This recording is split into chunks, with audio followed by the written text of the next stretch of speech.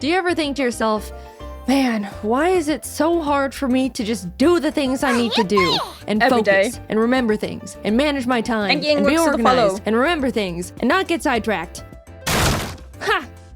Yeah, me neither. When I was a kid, I was pretty much the picture-perfect depiction of a good student. I was well-organized, always turned in my work on time, got good grades. I even did my homework on Fridays instead of procrastinating until Sunday night. Sure, I didn't like studying and found it hard to focus during it, but who didn't? Saying all those qualities put together, that doesn't sound like the brain of someone with any kind of attention deficit hyperactivity disorder, does it? I was well-behaved, didn't feel like I struggled much in school, and didn't cause any trouble. That is, up until I moved out of my parents' house for the first time to go to college. Gradually, I started slipping. I began skipping classes a bit when I just didn't feel like going, would wait until the last moment to start classwork, and lost a lot of motivation because I wasn't interested in any of my schoolwork. But overall, even This is how I feel too. That I was also diagnosed with ADHD, but for me it's the inattentive one. So without the hyperactivity one, really, like that one is not as present for me. I'm literally inattentive one. I forgot ADHD. I keep forgetting the actual English word for it, right? But as a kid, even my mom was like, "Nah, you don't have ADHD," because for my mom, ADHD also was only like, oh, hyperactivity, or you go these sassies, you know? But yeah, the older I got, the more apparent it pretty got out to of me. character for me. I chalked it all up to the fact I was simply over going to school. At the same time, my YouTube was Attention deficit hyperactivity disorder, yes. That one. really kicking off, and all I wanted to do was that. Of course, I wasn't gonna be as good of a student when the silly YouTube videos were doing numbers. I finished a single year of college and convinced my parents to let me take a gap year to see where this YouTube thing can take me. Spoiler alert, the gap year turned into me never going back. I'm a college dropout. So great, Unlucky. I've eliminated the boring school part of my life that weighs me down. Now I can go Unlucky. back to being organized with my new exciting passion job, Right? which entails being my own boss and having to manage and assign myself all of my own responsibilities 24/7. Be your own boss. Oh my god, I struggle so hard with this as well. Oh my god. Quiet, the voice is not getting quieter. It's almost like everything was going backwards. I was having a much harder time staying organized and focused. If I didn't want to do a certain type of work, I would have to shackle myself down in basically an isolation chamber to be able to get it done. If I found a new interest, it was all I could think about. And why is it so easy to suddenly be on your roof watching a YouTube video on how to know when you need new shingles? I really didn't get it. Child me had it held together more than current me. What went wrong? I could look back and recognize how everything used to be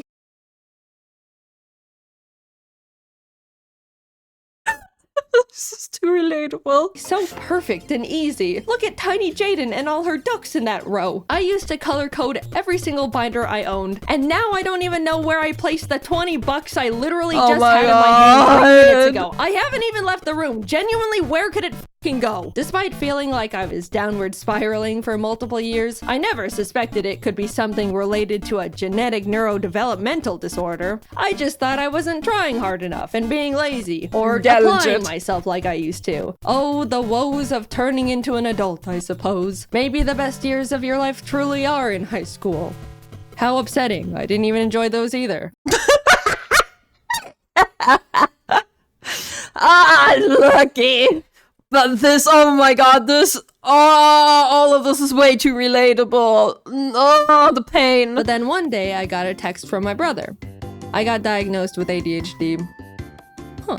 It was a pretty big surprise for me because growing up, he never really seemed to show any of the typical symptoms you associate with ADHD. You know, people would always describe ADHD to me as super hyper kids who would run around the room and scream and generally be a lot. That wasn't my brother. He was quiet and well behaved like I was. But when he started explaining his symptoms, the gears started turning. Yeah, I've always struggled a lot with focusing in school and having things hold my attention when it's boring. But like, I could hyperfixate fixate on things I'm interested in and get really passionate about that stuff. Hearing him talk about his personal symptoms of ADHD made a lot of sense, and I felt very freshly educated on the topic. And you'd think that I would immediately start looking into getting a diagnosis for myself, because if you were paying attention, my brother's experiences all sounded very similar to the same struggles I've been having in my own life, but related to work instead of school, because I dropped out. But nope, I was just like, good for you, bro, happy for you. Or I'm sorry, I don't know. Anyway, back to struggling to simply open up my drawing program as if 2 blocks of iron were welded to my wrists. Imbalance of brain chemicals? Nah. This just happens from time to time. It's normal. Just the laziness kicking in. I hate Mondays, am I right? Even though I didn't instantly think there was a possibility of me also having ADHD, the mental seed was planted. It's genetic, so I knew subconsciously it ran in the bloodline. It took a few years after my brother was diagnosed for me to really sit down with myself and consider that I, too, could have ADHD. Shocking revelation, I know. Foreshadowing, where did you come from? Things in the focus and productivity department were just getting worse and worse. I had the attention span of a cartoon dog, would completely forget things as soon as they entered my head, would hyperfixate on random stuff like an addict, and there was constant civil war happening inside my head to get one thing done, even though I knew it would only take like 15 minutes. Oh my god. Oh my god. Like, I can't even bring up examples because exactly what she's saying and showing is exactly how it is. Like with the drawing, I do drawing too, right? This is exactly how it is. Oh my god. You don't understand. It feels like physical torture to make myself sit down and lip sync a simple scene, like most of the time. You know, the thing I've been doing for 10 years at this point and am definitely used to doing. And yeah, once I've gotten going, then I'm honed in and you have to pry me away from it with a crowbar. Actually, no! Oh my god! No! Oh my god! I'm aware of that part, but nah, I'm still gonna scrap with myself to plant my ass in that chair because I don't even know why at this point. The biggest thing holding me back from feeling like I had ADHD has always been the simple memory of being in school and having my shit together. I know what it feels like to be on top of things and to be organized. For me, it was literally that it was ingrained in my brain that ADHD is like only those hyperactive kids, man. I had it all in the palm of my little child hand. I just needed to summon it again with a bit more effort. But a light switched off in my brain and suddenly I'm just not capable of the things I used to be. And it feels pathetic. Simple tasks are such a mental burden. It feels like I'm out of control but can't do anything about it. So this is why I find it weird that ADD was merged to ADHD instead of the other way around. I agree with that. Yeah. Finally, I figured I would try and get myself diagnosed. What did I have to lose? If anything, they just tell me, no, you don't have ADHD. Try a little harder and stop complaining. And yes, of course it took me like 8 months after deciding to get diagnosed to schedule the actual appointment. Of course. What did you expect? That's like the first checkmark box on the ADHD list. I started seeing a psychologist and he would ask the typical, do you have a hard time focusing? And I'd go, yeah. Like this one time yesterday, and then he writes something down as I continue rambling on this hyper-specific example way too long for a neurotypical person. I met with him for a few weeks, and then it came down to diagnosis day. The nerves, man. I was so ready for him to say I'm a normal person who needs to suck it up. But instead, he was like, okay, so yeah, you got definitely ADHD. Exhibit symptoms of someone with the inattentive type of ADHD. And autism. Yippee! My struggles are justified. Of ADHD. And autism. Yippee! My struggles are justified. I'm not crazy. Wait, what was that last part? He explained all the different ways ADHD affects me and the different areas I struggle with compared to others. He even gave me a 37-page document of his conclusions and information on how my brain works, with graphs and pictures. Wow. I've read through it all a bunch of times now, and it's already really helped me understand how I tick. I call them the autism docs, but I'm not gonna get into that side of the diagnosis. Let's just let's just brush that one away for now. There's a couple types of ADHD you can have: hyperactive, inattentive, and combined, which is both hyperactive and inattentive. Hyperactive is the type people typically go to when they think of a loud kid who can't sit still. People with this kind normally need to fidget, have low patience, tend to talk a lot, and have trouble staying seated, especially when they're expected to, like in a meeting or school. Inattentive is the one where someone experiences difficulty in focus, memory, organization, has a low attention span. That's the one I have. It's self-explanatory, but if you have the combined type of ADHD, then you got it all. ADHD jackpot right there, my friend. I brought up during the appointments that I used to be such a good kid in school with seemingly zero ADHD symptoms, and how that part has always confused me. And he had a couple hypotheses about it. One, since my mom has always been a big Undertale music. Oh my god, an Undertale animation. Source of my organizational influence, I was able to depend and lean on her for the majority of my school life for it. I felt like I was naturally capable of staying on top of things because she was right behind me the whole time, reminding me and having a good parental figure couldn't be me.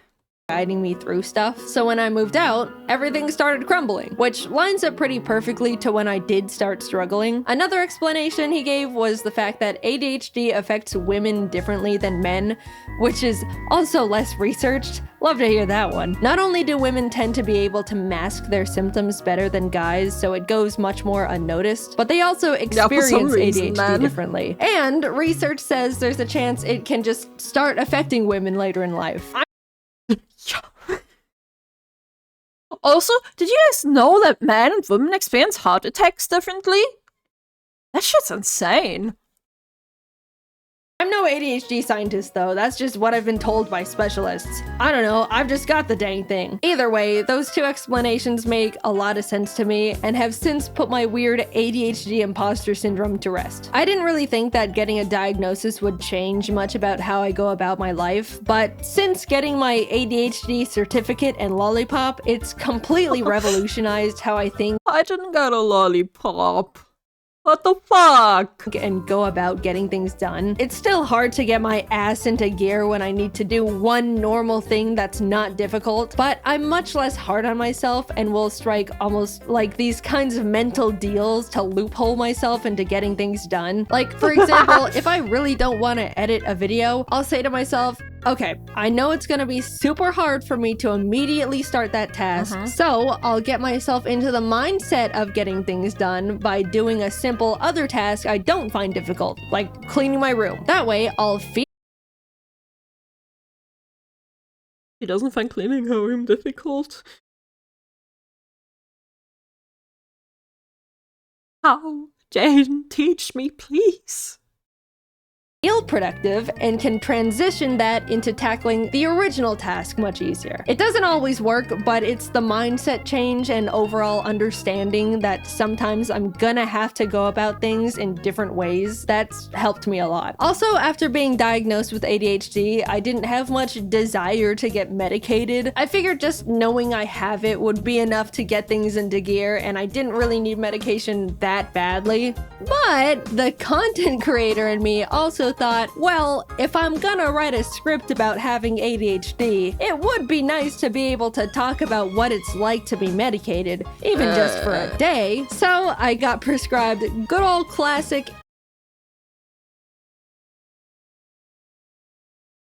No. No way. Getting medicated for that content, baby! Instant release Adderall. Instant release means I don't have to take it every day. I can just take it when I need to get stuff done. It affects me immediately and then wears off after a few hours. There's also extended. Maybe I should ask my psychiatrist about it, because I'm not medicated for my ADHD for now. I just have the diagnosis and I am getting medication for my anxiety and depression stuff.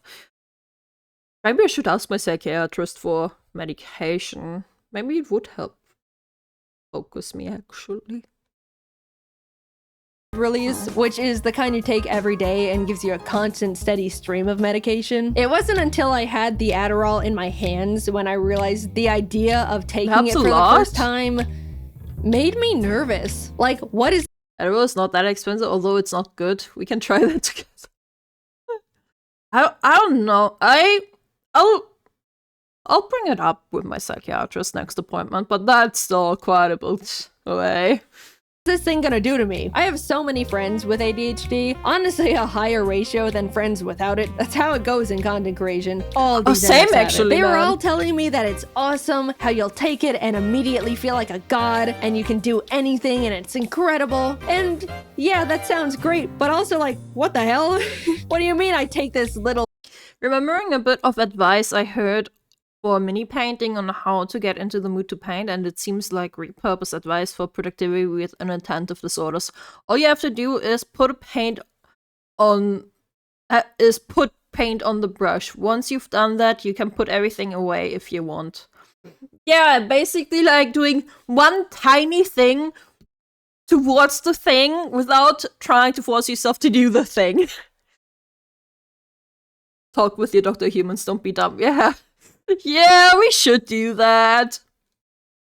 pill and suddenly all of my problems seemingly disappear and I gain superpowers. That's scary. That sounds like the thing every adult in a 20-mile radius warned us about when we were kids. Am I gonna feel like a completely different person? I don't know if I'm ready to experience immortality. I put off taking Adderall for so long because I was irrationally scared of the tiny blue pill, but coincidentally, I really needed to get a script done. About being irrationally scared of medications, I was irrationally scared of taking actual sleeping pills, even though I got them prescribed to me. I was scared like, what if I don't wake up? Even though it was the minimum doses. Man. It still was scary. And when I actually was on sleeping meds for like 2 weeks, and that sleep, that was the most blissful sleep I've ever had. My sleeping schedule is still not fixed, and now I'm on antidepressants that make me sleepier at night, so you know. If I take too long to write a video script, then the team runs out of work to do, and then I have a bunch of people sitting around and waiting for me to give them more work so they can pay their bills and survive and stuff. But for the freaking life of me, I just could not get myself to sit down and write that script. My body and soul found it mentally easier to backflip off a bridge than write words on the computer. After literally 2 months of my brain going, ooh, you better write that script, I won't let you enjoy a single moment of your life if you aren't writing that script. I don't wanna. Get up, go to the bridge. After that constant loop, I finally swallowed my fears and took my first Adderall. I had talked to James a lot about what Adderall is like since he's been on it for a few years now. And after I took one, I was messaging him like, I did it. I ate an Adderall. How long does it normally take to start? How do I know? What do I do? And he was helping me a lot and giving me tips. Then, like 20 minutes later, I felt it. All the non-stop thoughts going on. Felt it. Voice is so quiet. All the non-stop thoughts going on in my brain went silent. I could think clearly and in like a line. My mind wasn't racing a mile a minute. I was able to sit behind my laptop and write. It was incredible. I was messaging all my friends about it the entire time. I can write my script and not get distracted. I don't have to take a mental break every 10 minutes. I can remember things. Kelsey sent me a message and I thought, I'll check that in a bit. And I remembered to check in a bit. And respond. When I opened the new tab to look something up, I didn't go down a random unrelated rabbit hole. I picked up my phone to check something and didn't impulsively scroll Twitter for an hour. No way. Write words so easily. How am I doing this? What do you mean I can feel like this whenever I want if I just eat the tiny blue pill? I refuse to believe regular people can function like this on a— Wait. Do regular people function like this, actually?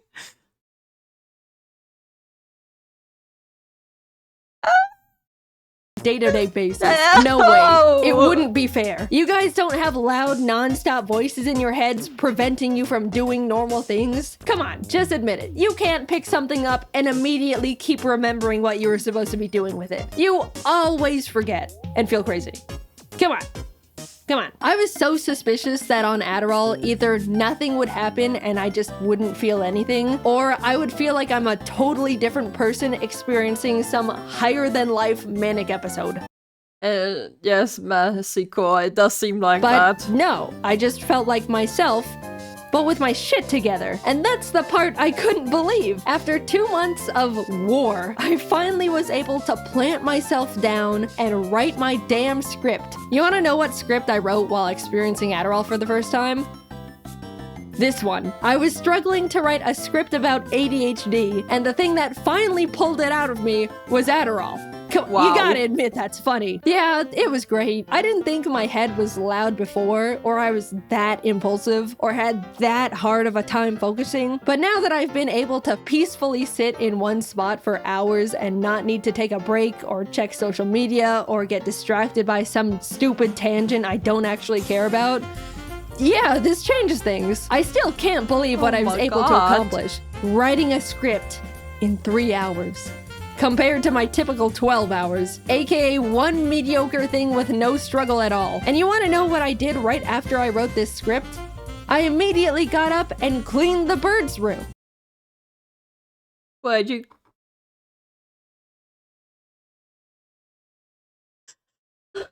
I need to talk to my psychiatrist. Without rotting in bed for 3 hours beforehand. I just went from I one need to talk task to him! to another. Without thinking about it. All you neurotypical people must be thinking I'm literally pathetic and useless, but I know my ADHD brethren are out of their chairs right now hearing that. I'm not standing before you all to give you scientific data and information on ADHD, or diagnose you, or even promote prescribed drugs. I'm just here to talk about a big and recent experience in my life, how much of an impact and effect it's had on me, and how awesome feeling normal is. Seriously, being able to take a deep breath in mental silence is incredible. Cherish that feeling if you don't have a neurodevelopmental disorder. It took me 26 years to realize my woes were not actually woes, but symptoms of brain chemical deficiency. I'm writing this video, all things considered, pretty recently after being diagnosed, and I'm still trying to learn how to rebuild my life in a way that lets me optimize my productivity and get things done at a normal level. But Hi, how you doing? Haven't seen you in a while. I hope you're doing fine. so far, I've come so much further than I thought I could simply by knowing what's going on up there in Thank you, the Mona, old for the noodle. follow. And Adderall. If you're on the fence about being diagnosed with something, I get it. It's scary. It's scary to think you might have it, and it's also scary to think you might not have it. It's an odd place to be. But for me, having a concrete answer from a professional is what got me to finally stop feeling stuck in place and actually start moving forward again. It's been great. I'm excited to keep learning more things about how my mind works and find new ways to improve my day-to-day life. Cheers to getting normal shit done. In case you missed it, I have new merch. For a limited time, you can get yourself a new and improved Ari plush and a completely new soft Ari jacket. I love both of these products, and up until June 23rd, they could be all yours. Here's the video. If you miss it, you'll never know how fluffy and pillowy the jacket is. Oh, it's It does like look a cloud. soft. Or how cuddly and friend-shaped the plush is. Plus, it's a great way to support both me and the team while we continue to make animations for you. Check them out at JaidenAnimations.com. Thanks for watching the video, and good luck simply existing to all my ADHD brethren out there. I'm right there with ya. I believe one day you'll respond to that message in your inbox. Hang in there. Not me putting off messaging back so many people.